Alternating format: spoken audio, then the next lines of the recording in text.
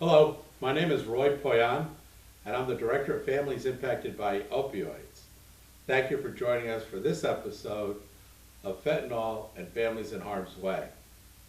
In today's session, we're going to learn more about the emergency medical services. It kind of comes as a tiering based on what's happening to your loved one. If you walk in and you see your loved one and they're on the floor, it's very likely that this medical condition requires an emergency service. So don't delay. Go ahead and call 911. Now, if you believe that they have experienced a drug overdose and you have Narcan at your availability, then go ahead and administer that based on the training you've received for administering Narcan. While the ambulance is on its way, the medical services are on their way. When they arrive, their sole purpose is to stabilize and transport to the emergency room. Once in the emergency room, they're going to take you through what is their standard process. While there, and you're waiting and participating, maybe they let you into the exam room, maybe not, maybe for a time not. But either way, you do have time. The emergency room is an excellent place to start to create your next step. It's called kind of what we call a continuum of the treatment plan or continuity of care, so that the emergency room is now established as your first interface with the medical services, but now cascades, hopefully, entrance into detox and then treatment, mental behavior, medical conditions that might need to be addressed depending on the diagnosis for mental health and addiction that you've received. So with that in mind, that emergency room visit becomes almost like a headquarters for setting up the next stage. It may be that they get admitted into the ICU depending on their condition, in which case they'll be there for a day or two, more than likely. And then it'll be determined what level of care is best suited. It may be that they're discharged or they do a step down to a regular floor and then discharged for there. Remember, the hospital is not there to fix the person. They're only there to stabilize them. The actual conditioning and changes that take place are outside the acute care setting. You don't manage a chronic disease in the acute care setting. If it was a bone that got broken, all they do is reset the bone, give it a cast, and say, don't lean on it. Well, that's pretty much what you're experiencing in the emergency room. And actually, it's pretty much what you experience in the rehab centers, the treatment centers. They don't fix the person. They stabilize them and teach them skills on how to live their life. But that's done in the chronic disease management of this person's regular life outside the acute care setting. So think of the medical emergency services and then the things that follow up as being more episodic, situational. It's a time bracketed in time. You know, we started here, we end here, now we go on with the rest of our life. What do we do here? This is the chronic part. When you start to look at when you show up at the emergency room, you can have a sheet of paper that has a lot of the information that the admissions people will be asking you. It takes a little bit of stress off of you. So you can put down your doctor's name, the HMO number, health plan number, any drugs that he's allergic to, any drugs that he's currently taking, things that medical community would need to know, or the mental health to determine what's the best next step for this person based on where they are. And that can be put on one sheet, and you can hand that to them, and then they can distribute it, to the doctor, to the finance people that are going to do the billing, and things such as that. So there are things that you can do to get ready for an emergency room. You can have kind of a go-to bag where you include all that information that we just mentioned on the sheet. You might include, okay, we predetermined who we will call for detox, and we've already talked with them, and we know what paperwork they need. See, all of this can be set up in advance.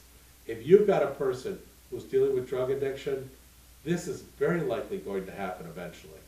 If the longer they stay with their addiction, the more likely that you'll experience this. It's either going to be experienced in your presence or at some other location.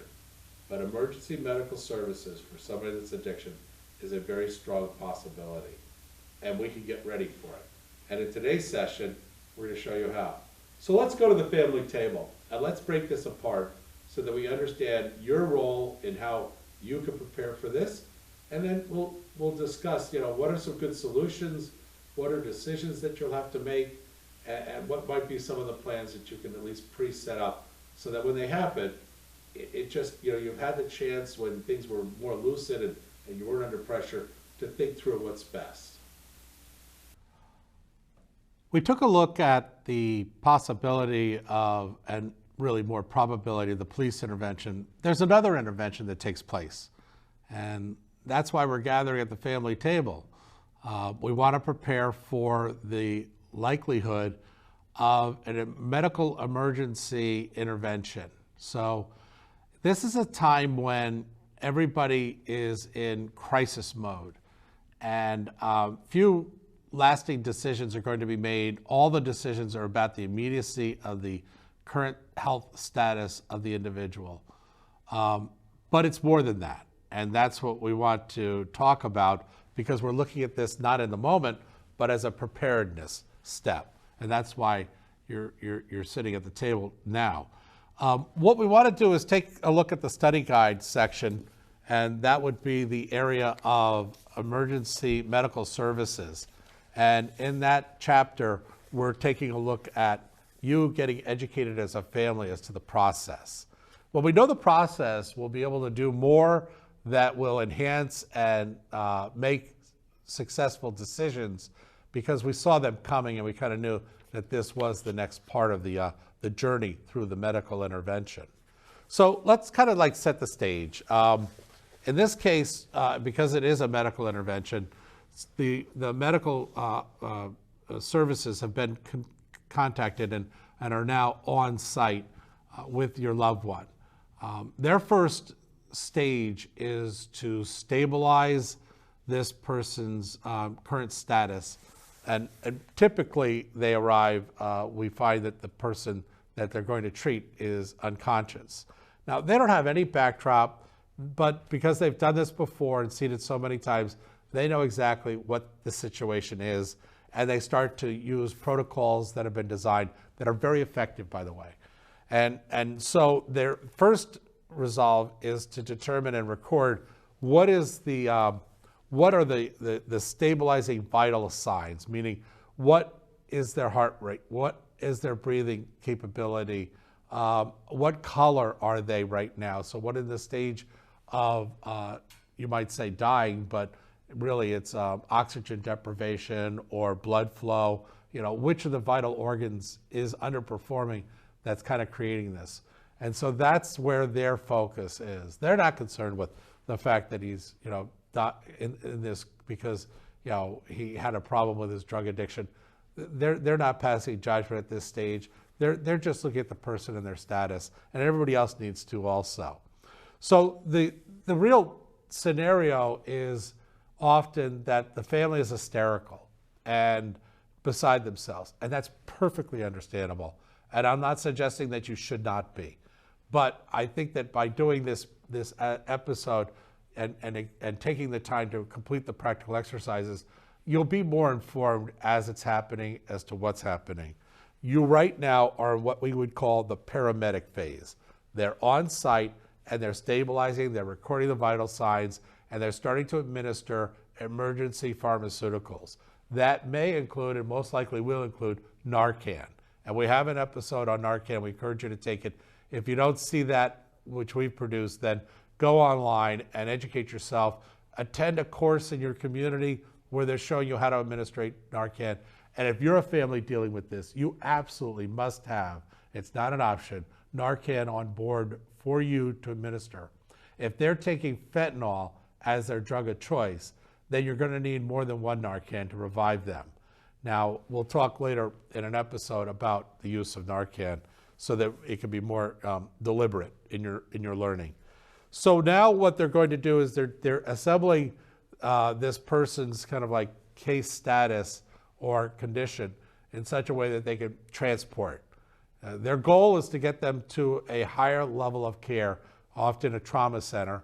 And with that in mind, those assets are available and waiting for them to be able to truly take this person into a better status of health than they are right now. So stabilizing, making sure we've got the right vital signs recorded, and then transporting. You may or may not go with them, but either way, you're going to show up at the emergency room. You'll find yourself in the waiting room. We're going to walk you through what that's kind of like going to entail. Your situation will always be your situation. So it may involve other characteristics. But basically, what they're going to do is they're going to put them into an exam room. They're going to reconfirm their vital signs. And then they're going to start treatments that help to stabilize them. That's their goal, to stabilize them. Not to fix them, not to make them better so they'll never do this again. It's to stabilize them. And that's what an emergency room does. Now, while they're doing that, you may be asking that you could come into the exam room. They may or may not let you, depending on the intensity of what they're having to take care of. You would just kind of like be in the way, or you'll create an emotional scene that isn't a contribution to what they're trying to accomplish at the time. So what they often ask is that you wait in the waiting room. Well, that's excruciatingly painful, and it seems kind of insensitive to the family. They don't mean it that way. They've just got work to do, and we need to let them do that. So with that in mind, you're sitting there kind of like wondering and worrying and fretting and how could this happen? And these are all understandable emotions. And you might want to talk with a therapist about how to use good coping skills when this happens. If you have a loved one who's dealing with substance use disorder, we can almost assure you it will happen. So with that in mind, go ahead and start to get ready on how you're going to handle this. Now, you don't want to live your life thinking, okay, well, is today the day that it's going to happen? But when it happens, you'll be a little bit better prepared for taking these preventative steps for yourself in terms of building up your ability to understand it and then predetermining how am I going to cope with this. So now what we're doing is we're in the ER room, and the financial people have stopped by. They want to know how you're going to pay for this. That's something that we could have done beforehand. We could have taken a sheet of paper, written out what his HMO is, his insurance, what forms of payment do you have available. They're going to ask you about your current information. You can actually put that onto an organized sheet and have it ready for them. And that way, when you go in, you just pull it out of your folder and say, here's all the information you're probably going to ask us. Let us know what else information you need. They will find that to be very helpful. And in terms of them interfacing with you, that way you're dealing less with the administrative admission to the ER, at which they are responsible and should be allowed to ask you these questions. And you should know this in advance, that they will be asking you these questions. But now you have a sheet to give them to help them move some of that process along forward. So with regards to what's happening in the exam room, at this time they're concerned about breathing, blood flow, oxygen to the brain, clearing the throat, making sure that nothing's obstructing, and then they're looking at other types of lab results that will come back from the lab. And usually those are pretty quick for the ER room. They expedite them. And so now they've done a blood bank that tells them, what drugs are in his system, how his white blood cell count looks, and other things that they look that really give them a good picture of their current health status of this person. So now what they're going to do is they're going to make kind of a decision as to what protocol do we use, because they have protocols. You see, the minute you hit the ER, the minute you hit the the paramedics, the minute medical services are involved, they're running off of algorithms, treatment algorithms of best practices. They know exactly what the next step should be. It's an if, then, go to kind of matrix flow. So what they're going to then do is to determine which is the right plan of treatment based on this condition right now that we should be using. And often it's an empirically proven, which means the study has been compared and studied in length. I won't get into what empirically proven means, but it means that it's been really well researched. And then they poured that into, if this is the case, then do these things, and you will likely end up with this as your outcome. And that's the goal. If we do this, did we achieve that as an outcome, as a result? And so they're constantly like testing between the two. We did this, is this what we saw? Did we see his oxygen level came up when we did this? Good, okay, we're on the right pathway in terms of care. And so that's what they're doing back in the exam room. And now they've achieved a certain, and this could take a couple of hours, count on that, and they've achieved kind of a stability. And oddly enough, and it's a surprise to all of us, how fast after Narcan they're revived. It doesn't mean they're healthy, you know, it just means that they're back. And a lot of their systems are now, you know, representing themselves and functioning. Not to their optimal level, but they're functioning. They're stable. You know, that's all that the ER has to do with us. And they will be the first to tell you that. When they're done, okay? Now the decision is, do we discharge them, or do we have to do other procedures that are needed in order to stabilize him? Keep in mind, I never use the word fix. They're not going to fix anything. Acute care settings, hospitals, brick and mortar hospitals, they don't fix anything. They stabilize, and they get it to a level of that it can now be treated in a plan of care. So really what we're talking about isn't something that's going to create an end to a situation. We're talking about something that's going to create the beginning of a situation. Now that they've reached this healthcare status, it now becomes, let's stabilize them, and then let's start to create a plan of care, a plan of treatment. And let's make sure that as they move from the hospital ER to the ICU maybe, or to discharge, one of the two directions would be possible, or maybe just an in-between, which we'd like to keep him another day for observing him, making sure that the stability that we think we've achieved has really taken hold, and that's where he's at. So that you know, he's going to stay under the night would be the way that they phrase it. They're just saying, well, we're going to continue to monitor these vital signs and make sure that they're okay. And that's a good thing. So those three options are what typically gets presented. In a lot of cases, they get discharged. Well, if you know in advance while you're sitting in the waiting room that they're going to get discharged, it's to your advantage to start to set up a kind of a family command center where you're sitting there saying, okay, well, what's the next stage? You know, the hospital's got this covered. We pretty much know that they're using best practices, and they're treating him according to a plan of care. They're looking for the outcomes and the results as these treatments are applied. Okay, that's great. But now we've got a role to play while we're waiting in the exam room. Get out your cell phone, get out your binder. Oh, did I say a binder? Yes, I said a binder. You should have a binder that helps you to understand the medical profile of this person. Well, why would we do that? Because for the rest of your life, it's going to be about their medical profile, as well as their mental health profile, as well as their addiction profile. You might sit there and say, wait, Roy, we're at the emergency room. It's a medical situation. No, it's not. It's also a mental health situation. And it's also an addiction situation.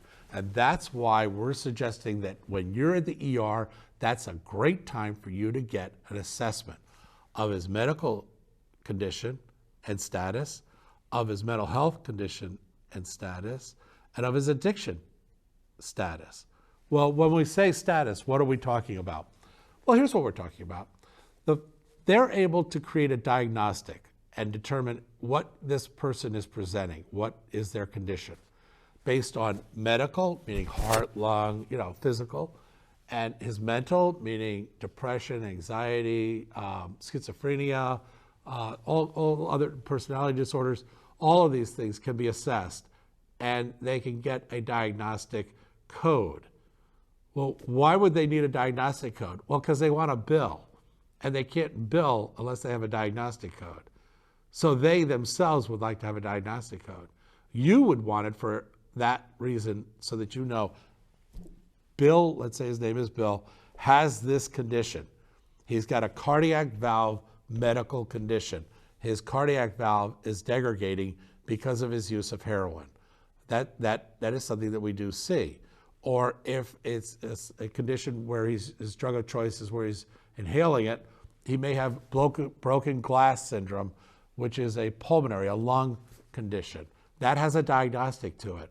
That has a plan of treatment that's associated with how you treat broken glass syndrome, how you do the procedures for a cardiac valve, the fact that it's segregating. Now, they also have the same for mental health. In this case, it's called a dual diagnosis. You'll hear that term used. Dual meaning he's got this plus addiction, okay? He's got mental health plus medical. It's a dual diagnosis. When it's medical, they call it a comorbidity. So the comorbidity is he's got a cardiac, plus he's depressed, severely depressed, plus he's in this stage of addiction. So I've just introduced another diagnostic, which is the third of the three, and that is addiction. You can actually get a diagnostic and have that part of his medical record. So now you have a plan of care for addiction. Whoa, wait a second. What are we talking about here? Well, what we're talking about is the fact that you've got a person with a profile of three different characteristics. The first being medical, the second being mental health, and the third being addiction. All of them have a diagnostic. And if you have a diagnostic, meaning they've got this situation, or they've got this disease, or they have this condition, and it's billable, so they now apply a plan of care. So if there's a plan of care, they first need to know what stage is that in. So you have a diagnostic, and then you have the staging, mild, moderate, or severe. Is the cardiac valve condition mild, moderate, or severe? Because that's going to run what kind of plan of care is done. If it's moderate, it's different plan of care than when it's mild than when it's severe. Okay, actually, I got that reversed. It's mild, moderate, and severe. So with that in mind, you want to make sure that you understand that. So that means that as the condition progresses or gets better, the plan of care should change. Well, that's true too. Well, this is getting awfully complicated. Yeah, this is a person. It's an involved person. It has many facets to it. And so for that reason, you've got a binder. And I'd suggest you go down to Office Max and get 5-tab binder, label one medical, label the other tab mental health, label the third one addiction, because all three have a diagnostic, all three have a staging, and all three have a plan of care. And the plan of care changes as the person evolves. This makes sense, I'm sure. But the fact is, you need to be taking a look at this if you want to know what's going on. Because often we'll sit there and say, so how's Jerry doing? I don't know, what's going on? Well, if you really were to answer that, you'd have to answer it from those three perspectives. Well, medically, this is what's going on. You know, he was in a severe when we first went to the ER, and they kept him 2 days, and then he was discharged. We started his plan of care for his medical condition, and now with that in mind, he's got 3 more visits with an internal medicine doctor. He's got Hep C or HIV, or there's some other things involved with him, and so we are handling that. But he went from a severe as a stage to a moderate. He went down. So we're happy about that, and it seems like the plan of care is working. Oh, that's great. Well, you didn't really answer the other two. How's his mental health doing? Well, he is seeing a therapist, and cognitive behavioral therapy or dialectic therapy are working very well for him. Turns out he had a post-traumatic stress situation in his life, in his childhood, and that has a lot to do with how he's been responding to triggers. And so his mental health diagnosis has been very helpful for us, and his plan of care. And now he was in depression at severe, but he's moved to moderate, and we're very pleased about that. So he's doing very well. And then you haven't really answered the full question. How's his addiction doing? Well, as addiction, he was addicted to opioids, and now he's doing better. He's actually in recovery, and in terms of the phases of recovery, you recall that episode, he's in the getting stronger, and so he's at around 2 years, so he's still very vulnerable in this phase, but we know that because we've learned it, and we're very cautious about triggers. We know that if we can get him to, not that we can get him, but we know that if he gets to, because it's not the family's job to get him there. The family has a role to play, but it's not his job to get him there. So now we're looking at moving to a more sustained recovery, hopefully lifelong successful recovery. Oh, okay. Well, now you really have identified what this person is, and it all began with the emergency medical intervention. See, what we're saying is, up to now in our presentations with you, we identified the family as a system and functionality and potentiality of the family members. We identified the different roles family members play. We identified childhood trauma and getting a family therapist on board and the different structures that the family. That was about the family. And then in the next sequence of presentations, we discussed the disease. And then we went through it's a brain disease and relapse occurs. It's a part of the progression of the disease. And then we identified certain characteristics about treatment. And then we came to this portion, which is now all of a sudden people are getting involved in our life. This will happen. You're not going to be able to keep this a secret. And because of these interventions, you can be prepared in advance and understand what's going to happen next. So as a part of that preparation, we look again to taking the information learned in the study guide and applying it to your life. So now you have a choice as to how you want to kind of take this information and better understand it. Well, the way that you better understand it is you better understand the services that are going to help you. Because now this is a completely different theater in the sense that you're now involving other people. It's no longer just a family internal thing. It's a you bringing people in for specific reasons. So now you have a primary care, you have an internal medicine, you might have a cardiac physician, you might have peer-to-peer support services, jobs and family services, things on their social side to get oriented. You might have the spiritual aspect of his church and fellowship being involved in that, AA, NARN, and other types of groups that are getting involved. So what you want to start to learn is what is the eligibility of these different things? How do we become eligible for these programs? And a knowledge about what are the treatment options in each of these? And then what is the communication between the family and this organization and this service and this physician? What does that need to entail? That's all in here. That's the good news. Got a lot of work to do, but at least it's mapped out for you. And that's why we encourage you to share these episodes with others. So now what we're going to take a look at is, often we're asked, well, how do we even know that this is going to happen? Well, there's a drug screening questionnaire called DAST, D-A-S-T. Everything's acronyms in this world. But you'll find that it's true. And it's used for cocaine, cannabis, narcotics, inhalants, hallucinogens, and tranquilizers. It's not used for alcohol. There's one specific for alcohol.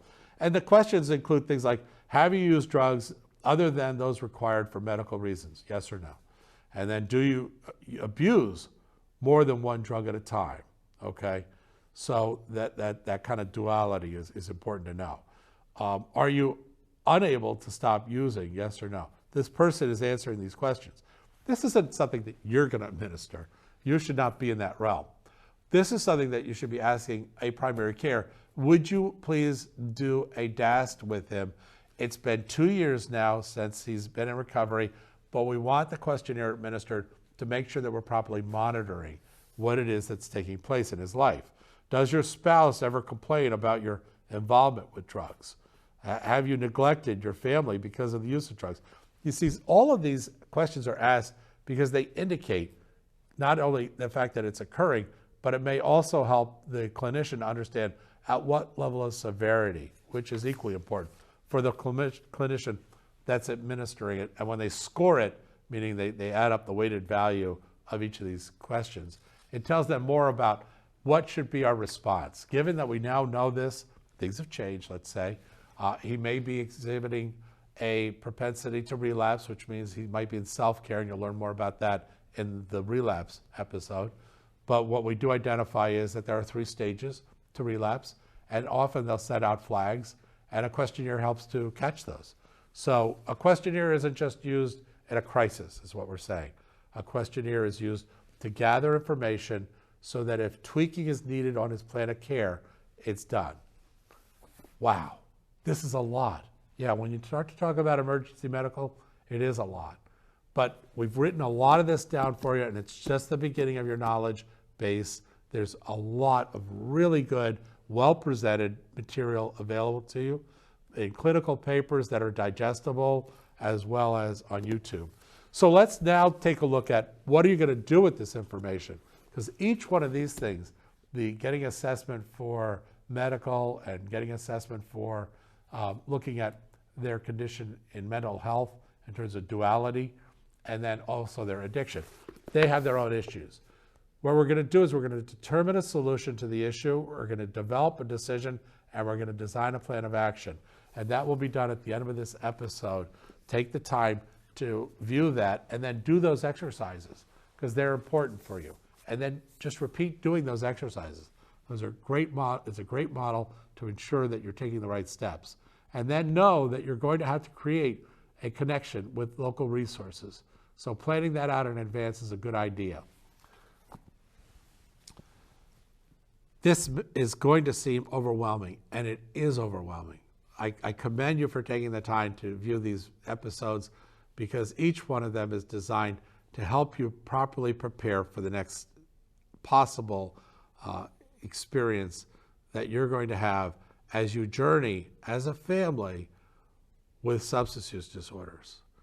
This is a way that you take your family out of harm's way. This is designed to do that. You may have thought in looking at the title, okay, we're going to learn how not to go through this. No.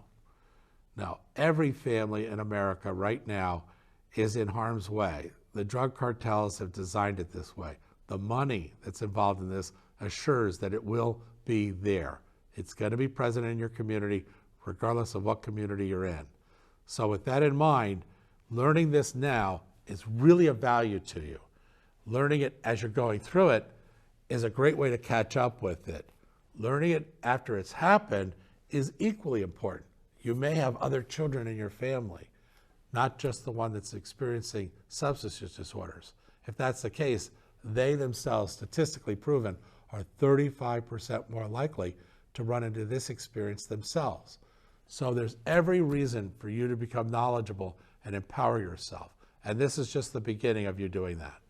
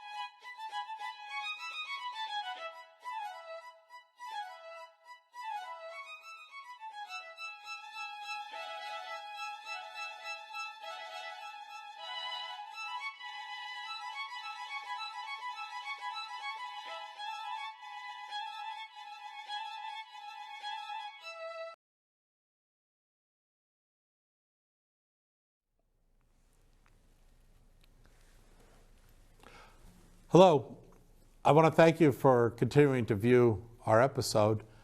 And we're now going to work into the area of the 3Ds. This is an important characteristic for the family to develop skills in. And we'll start by taking the time to look at an issue and then determine the issues based on the area of determining a solution, developing a decision, and designing a plan of action. By using your Module 3 workbook and going to a specific issue, you'll be able to find that the first step in that 3D skill set is the FTR, the Family Transformational Model. And the Family Transformational Model is a set-up way, each time the same way, that we will take 5 categories to look at in determining a solution. And each category is going to have 3 questions. So let's get started. The first is to define the issue. Naturally, we'll want to know what the issue is. The word issue is really problem, but we're saying the word issue is, the reason we're saying the word issue is it's just a little bit easier to digest, because it's not always a problem. Sometimes it's just something that's happening, and we need to determine a solution to it. The next question is, how does the issue impact the family? We need to know that. We need to know, we have an issue, that's fine. The issues can exist, but if it's impacting the family, in what way is it impacting the family? And then what steps can the family take to prepare and then respond to the issue? That's very important for us to know. The fact is that this issue exists and it's impacting the family. We tend to believe maybe there was something we could have done to kind of get ready for it. And if there was, then we would want to have taken those steps, which is what all these episodes are about. And then who can help assist us and the family in our response? So we want to start to ask ourselves, we know that there's an issue, we know that it's impacting the family, and there are things that we could do to prepare for this, but we're probably going to need a resource, information, another person outside of our family, or maybe one of our family members specifically can use their functionality and contribute. So we want to identify that. And then what should the family expect as their outcome? And kind of a start with the end in mind thought, where we're saying, if we're going to do something, it's going to result in something. So is that result desirable? Is that really what we want? Because if we're going to create a solution, then we want the solution's outcome to be what we expect it would be. So in each of these categories that I just described, 1 through 5, there are 3 questions, and we're going to ask ourselves each of these. Let's go back into the first category, define the issue. Clearly state what happened or what will happen. We want to know very clearly what happened or what's likely to happen. And then write that down. Identify who's involved or who should be involved, and then what would you like to have happen or like to see happen. The third question in every category is going to be used. You'll see how in just a minute. But just remember, the third question in every category, so this question right here, the way you answer it, will be reused. Now the next question is, how is the issue impacting the family? Who in the family exactly is impacted? In what way are they impacted? And then the third question is, what is needed to move forward? And then the third category is, what steps can the family take to prepare and then respond to the issue? The 3 questions again. What needs to be done? And then prioritize that list. Who needs to be involved? And then what will it look like, the third question, what will it look like when completed? Then the 4th category is, who can help and assist the family in their response? The 3 questions are, how to search and organize this organization to help you.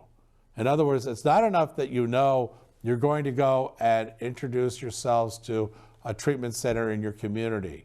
You want to start to determine, how do I look for them and organize my way of seeking help, because it might not just be that group alone. You may also need other services to kind of start to create a who can assist us. And it may be many different types of people. What to ask from them, and then what to expect. Remember the third question, what to expect. And then the 5th category is, what should the family expect as their outcome? Well, that has to do a lot with timing. And if it takes a certain amount of time, let's be realistic of what that is. That has something to do with the expense of the involvement, of getting involved in this issue. And then the third question being, required changes, our changes as family members, for this response to successfully take place. Now, let's state what our solution is. Hey, this is the great news. You've already developed your solution. By answering each of these 3 questions, the third question in every category, you'll pull forward now into your statement. So your first sentence of your statement is the third answer in the first category. What would you like to have happen or like to see happen? Well, that becomes your first sentence. So what your first sentence for your solution statement is, what we would like to see happen is, and you just pull your answer from there to here. Do the same thing with the second category. How does the issue impact the family? Using the third question's answer, what is needed for the family to move forward? So now your second sentence is, what's needed to move forward is, and now you're accumulating these answers from these categories, the third question, and it's actually becoming your first sentence, your second sentence, your third sentence, your fourth sentence, and your fifth sentence in your solution statement. So your solution statement is going to sound something like, what we would like to see happen is, and what's needed to move forward will be, and then the third question from the third category, what it will look like when completed will be, and then what we expect will be, and then what's required for us to have a successful response is. Now those are your 5 sentences. You've just constructed your solution. And this is how you go about using a model for creating a solution. For any issue in life you have to face, you can use this as a way of approaching it. Now let's go to the other area, which is the second coping skill, making a decision. Let's make a value-based decision. Let's make a decision each time that kind of balances with what we value most. So first we want to determine, what are our values? Well, the best way to do that is to write down on a piece of paper, what types of things do you as an individual value most? And each member of your family can do this in a kind of a group exercise. And then once you've done that, I value love, I value honesty, I value relationships and sharing. These could all be an individual's 1, 2, 3. Then prioritize them. Which of the 1, 2, 3 is most important? Then have each member of the family do the same thing. And then you can sit there and say to the family, what was your number 1? What was your number 2? What was your number 1? What was your number 1? What was your number 1? And then what was your 2? What was your 2? What was your 3? What was your 3? And where you start to see many people in the family say, well, my number 1 is relationships, my number 2 was trust, and my number 3 was love. Well, then you talk to another person, they say, well, my number 1 was love, my number 2 was personal expression or confidentiality, or so they mentioned something different, but they did mention love. And then the third member of the family happens to mention love also. You know now that love is a value of the family. So whatever decisions you make, you want to balance it on the fact of, does this disrupt our values? If it does, at least you know that it does, and to what degree. You're calculating that. But at least also you're including, what do we value most? Let's make sure our decisions don't counter that. And now, in the first step, we're going to identify exactly what's happened. And this is, by the way, in your book, okay? And it is for each of the episodes. Now, identify exactly what's happened, what happened, how did it happen, who did it happen to. Then the second step is analyze the situation, assess the problem, identify the problem, and in what areas did the problem create an impact. You're writing all of these down. The third step of that the third step in the decision-making model is, what is the number of one contributing factor? What is causing this issue to take place? You need to know that before you make a decision. The fourth step is, now that you know the number one factor, you need to go out and find out what information there is about this. Your primary source, you're going to go to the actual person or organization that's involved with this and ask them, what is this issue, and help us to understand it better. The secondary source would be, somebody's telling you this happened, or somebody suggests that you should do something a certain way, and it's coming from somebody else other than the primary source. It could be an article, a clinical paper. These are all secondary sources, and you gather them and you make them part of your primary, secondary information gathering. The third area that you look at is your gut.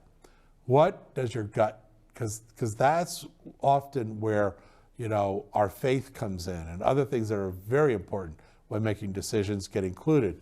So trust your gut is what we're saying in the decision-making process. The fifth step in making a good quality decision is where you're taking a criteria and saying, let's take what we're going to make a decision about and let's balance it on the criteria to make sure that we're covering all of our bases. And this will ensure safety of your loved one. You know, is safety a part of what's being considered? And do we have the resources that are needed to do the decision we're looking at? And then do we understand the timetable? Is it realistic? And do we understand the negative impacts? Because every decision has a positive and negative. Well, identify what the negative outcomes might be so that you can weight the factor of, is this a good decision? And then would you do this if, would you ask others to do this if they were doing it for you? Meaning it was done for you or to you. Is this still a good decision? These are all areas that you want to take a look at. The third coping skill is in the area of the family plan of action. And everybody could say, well, Roy, listen, we're just going to go out and do it. Well, it's going to get done a lot more effectively. I want to warn you that the addiction industry is not organized. And then again, either is the family. So you're taking two disorganized organizations and you're putting them together. So a plan is a very good idea. The other factor is you're going to more than likely require the assistance of a lot of different groups. And as time goes by, those groups are going to change. And now it's a whole new set of groups that you're dealing with. When you're at the hospital, the ER, that's what that is. Then you move over to detox, that's what that is. Then you move over to therapy and treatment, and that lasts for 16 weeks. That's what that is. Then you're looking at sober living, recovery, maybe incarceration, and then reentry. On all that's involved in that. So there's all sorts of reasons why a plan put on paper based on the decision and the information gathering that you've made, based on the solution that you know you want to use, are very good ideas. It all comes together with the plan of action. Then you take the plan of action and you go find a professional to help you. Everything that we've done up to now is to position you to a place where you can be properly assisted and directed and supported. This is what's often missing in the families. This is what exhausts the families. This is where the families get into fights internally on. So, for that reason, we're going to apply the 3D coping skills. Determine a solution. We're going to develop a decision, and we're going to design a plan of action. And we're going to do it each time. I hope this is helpful for you. I'm confident it will be.